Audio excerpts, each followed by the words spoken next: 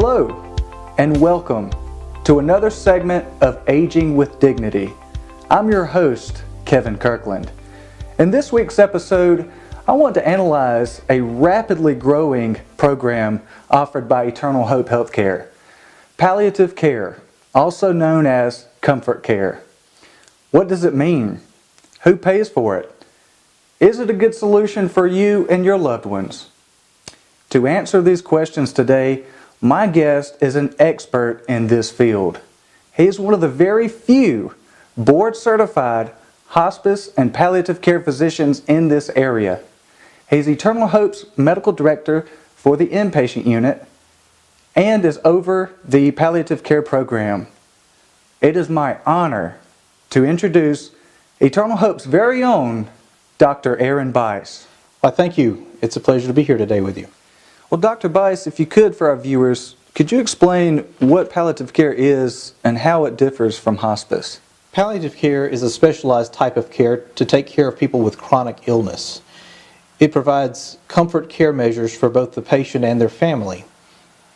Hospice is a specific type of palliative care when a patient is no longer seeking curative treatments. However, palliative care can be offered in conjunction with curative treatments. Interesting. And how is palliative care paid for? Palliative care is covered by Medicare, Medicaid, and most private insurances. It's paid for very much in the same way that care by a specialist, cardiology, neurology would be paid for. Would I necessarily have to have a terminal diagnosis to receive palliative care? Palliative care is for people of any age or any stage of a chronic illness. They don't have to be in the end stages of any illness to receive palliative care. They simply need to have chronic long-term problems that we can assist with. Dr. Bice, why do some physicians seem resistant to make a referral to palliative care? Physicians and other clinicians may confuse palliative care with hospice care. Many times they don't want to give the patient the impression that they're giving up on them. And what we want to help them to understand is that the patient can be anywhere in a long-term illness process. We're there to provide relief for the family and the patient. Interesting.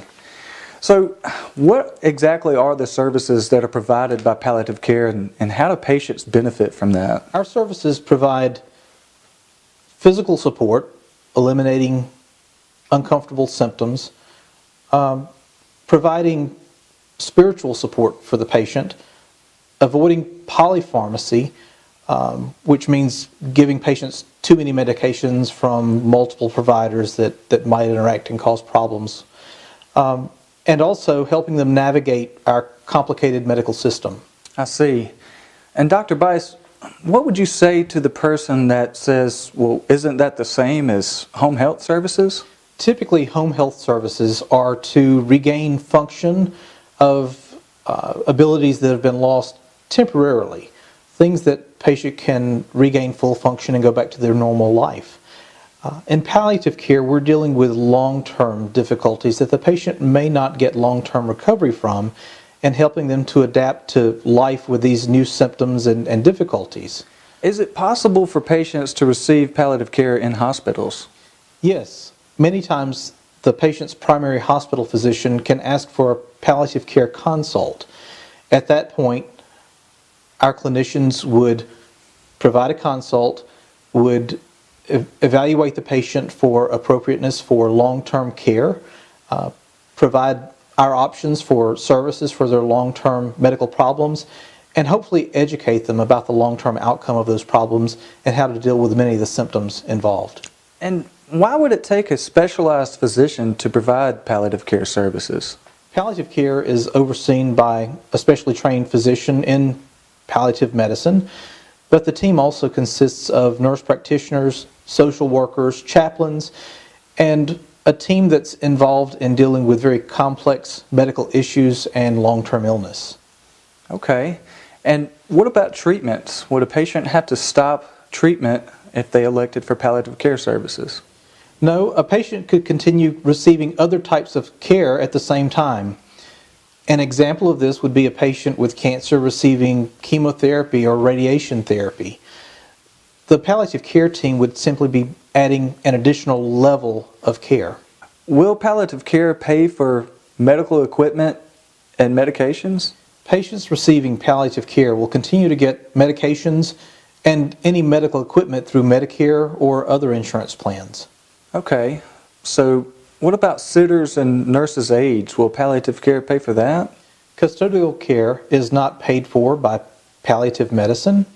However, our social workers are happy to assist patients and their families in locating resources that may be able to help with sitters. And how often could a patient and their family expect visits from the palliative care team? Members of the palliative care team will come up with an individualized plan for each patient. That way, as the patient's needs change, our visit frequency can change as well.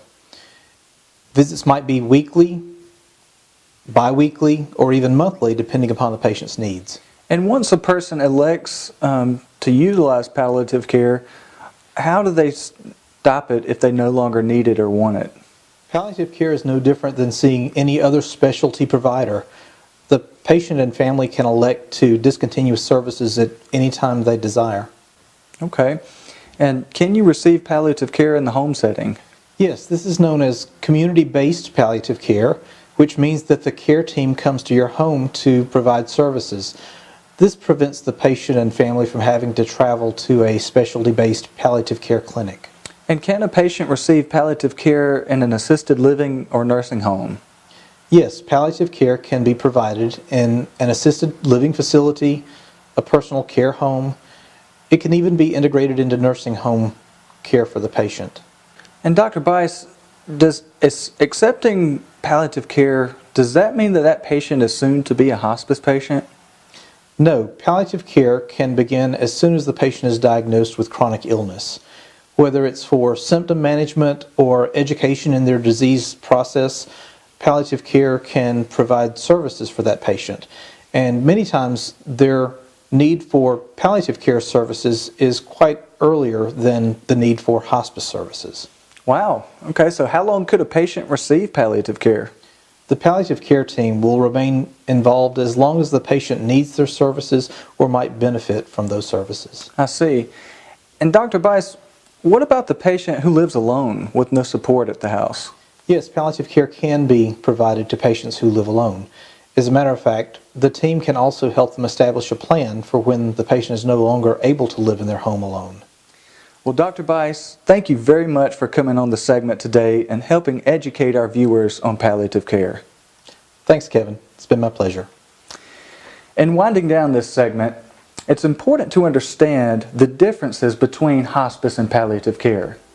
It's also important to consider how palliative care might be able to benefit you and your loved ones. If you think you would be interested in palliative care, talk to your doctor and let the experts at Eternal Hope help you navigate this healthcare system. Join us in our mission in helping our communities become comfortable one family at a time. Until we meet again, I'm Kevin Kirkland, and remember to stay hopeful.